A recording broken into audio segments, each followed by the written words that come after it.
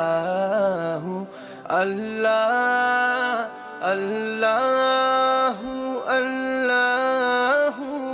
باللہ من الشیطان الرجیم بسم اللہ الرحمن الرحیم. جی بالکل، جو بھی ہم نے نیک عمل کیا ہو اس کا ثواب ایصال کر سکتے ہیں، چاہے انفرادی طور پہ کرنا چاہیں چاہے اجتماعی طور پہ کرنا چاہیں، دونوں صورتیں صحیح ہوتی ہیں.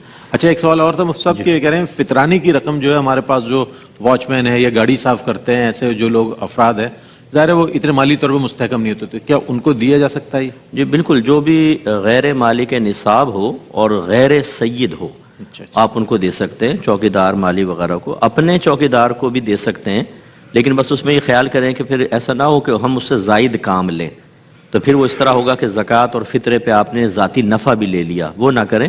تو اپنے قریبی لوگوں کو دینے میں بھی شرعاً کوئی حرج نہیں ہے. اچھا، ایک صاحب ہیں وہ مقروض ہیں، یعنی کہ قرضہ انہوں نے دیا ہوا ہے کسی کو، وہاں سے ان کو مل نہیں رہا، لیکن یہ چاہتے ہیں کہ کسی طرح میرے پاس جو وہ ہے اس پر میں زکوٰۃ دوں، تو کیا اس وقت زکوٰۃ ان کے لیے بنتی ہے؟ زکوٰۃ ان پر لگتی ہے؟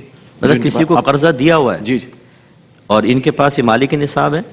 جی، خود صاحب نصاب. جی ہاں، تو بالکل زکوٰۃ اس پر تو بنے گی، بلکہ جو قرض دیا ہے اس پر بھی زکوٰۃ بنے گی. اچھا، ٹھیک ہے نا، وہ سال بہ سال بنتی رہے گی، ادائیگی اس وقت لازم آئے گی جب وہ قرض واپس ملے گا.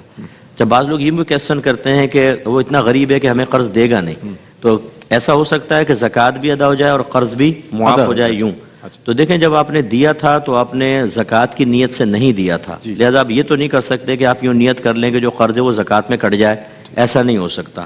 ہاں یوں ہو سکتا ہے کہ مثال کے طور پہ 50,000 قرض ہے تو آپ اپنی 50,000 زکوٰۃ اس شخص کو دے دیں، اگر وہ غیر مالک نصاب ہے، یہ زکوٰۃ ادا ہو جائے گی، پھر آپ کہیں میرا قرضہ دو اور وہ واپس لے لیں، زکوٰۃ بھی ادا ہوگی اور قرض کا معاملہ بھی نپٹ جائے گا. ایک سوال اور ہے نصر صدیقی صاحب کا، وہ کہتے ہیں کہ تراویح ہو رہی تھی، معتکفین جو ہیں وہ سائیڈ میں بیٹھ کے باتیں کر رہے تھے 2-3، تو ان صاحب نے کہا کہ بھائی ابھی تو تراویح ہو رہی ہے، آپ تراویح پڑھیں، آپ تو اعتکاف میں ہیں. تو انہوں نے کہا ہم نے 15 روزہ تراویح پڑھ لی ہے، تو اس کے لیے کیا حکم ہے؟ جو معتکفین ہیں کیا ان کے لیے؟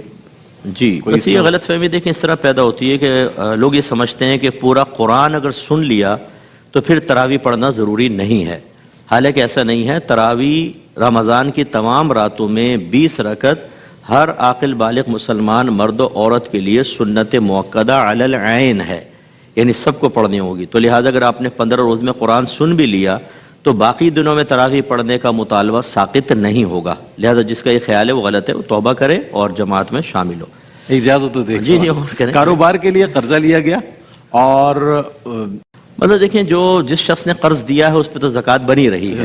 اس میں اختلاف ہے کہ جس نے قرض لیا ہے اس پہ زکوٰۃ بنے گی کہ نہیں بنے گی. تو ہم یہی کہتے ہیں کہ اس پر بھی بنے گی اس صورت میں کہ جب یہ پیسہ لے لیتا ہے جیسے اور اس سے مال خرید لیتا ہے، اب سال گزرتا ہے تو جتنے اس پہ زکوٰۃ بن رہی ہے دیکھے کہ جو اس نے قرضہ لیا تھا اگر وہ فوری طور پہ واپس کرنا ہے تو اس میں سے مائنس کرے گا ٹوٹل میں سے، اور اگر فوری طور پہ نہیں واپس کرنا، ایک میعاد ہے 2 سال 3 سال 4 سال، تو پھر بالکل اس کو بھی زکوٰۃ ادا کرنی ہوگی. کیونکہ جب یہ پوچھا تھا کہ دوسروں سے پیسہ لے کر ہم ڈبے میں جیسے جمع کر لیں اور پھر اس کو صدقہ کریں، جیسے لوگ بھی دیتے ہیں کہ بھائی آپ کر دیجئے گا، تو کیا یہ بھی والدہ کے لیے ثواب جاریہ بنے گا کہ نہیں بنے گا؟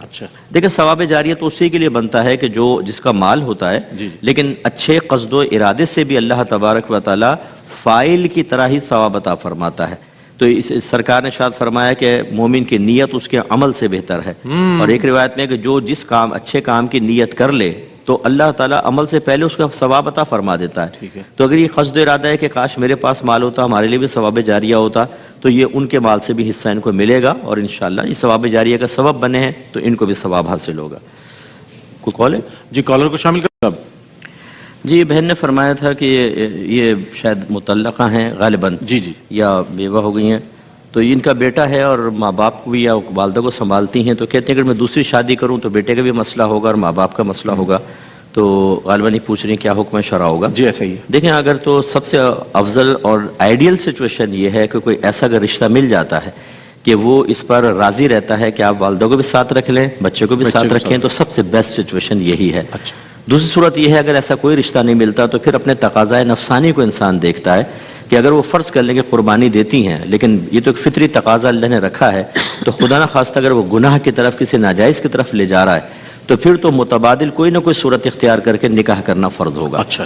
اور اگر ایسا تقاضا نفسانی نہیں ہے اور رشتہ نہیں مل رہا تو ویٹ کر سکتی ہیں. یہ قربانی انشاءاللہ بہت باعث ثواب ہوگی، لیکن کوشش یہ ذہن یہ بنائیں کہ نکاح کرنا ہی افضل اور اولیٰ ہوتا ہے، اپنا بچہ آج چھوٹا ہے کل بڑا ہو جائے گا. آج والدین اللہ ان کو دراز عمر بالخیر عطا فرمائے، لیکن کل وہ اگر فوت ہو جاتے ہیں اس وقت انسان بہت بے سہارا اپنے آپ کو محسوس کرتا ہے. اس لیے صرف موجودہ صورتحال کو نہیں بلکہ فیوچر کو بھی اپنے پیش نظر رکھا جائے.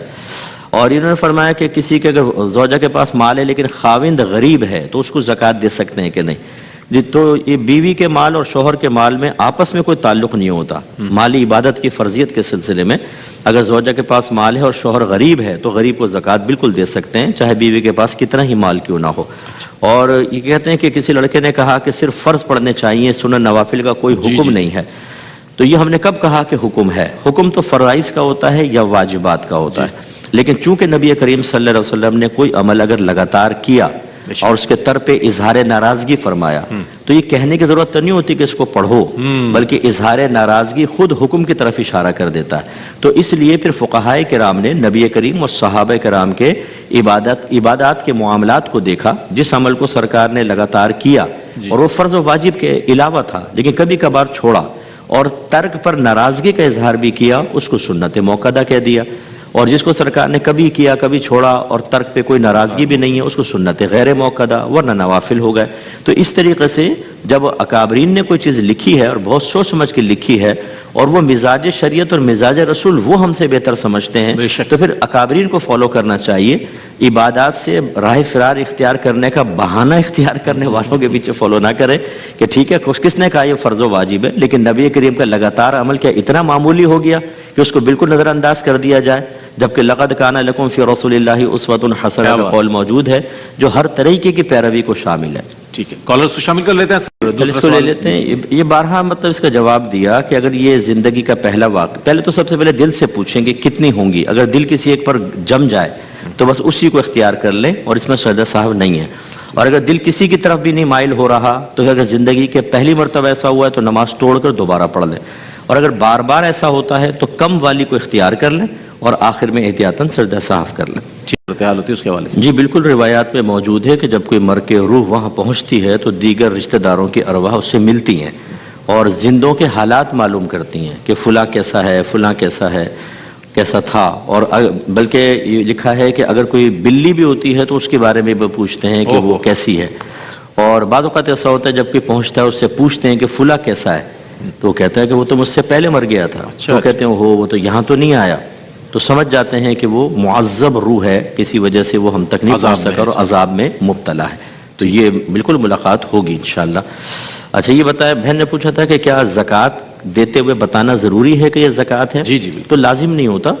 آپ عیدی گفٹ دے کر کہہ کر کے دے سکتے ہیں لیکن دل میں نیت ہونی چاہیے کہ میں زکوٰۃ ادا کر رہی ہوں تو ادا ہو جائے گی.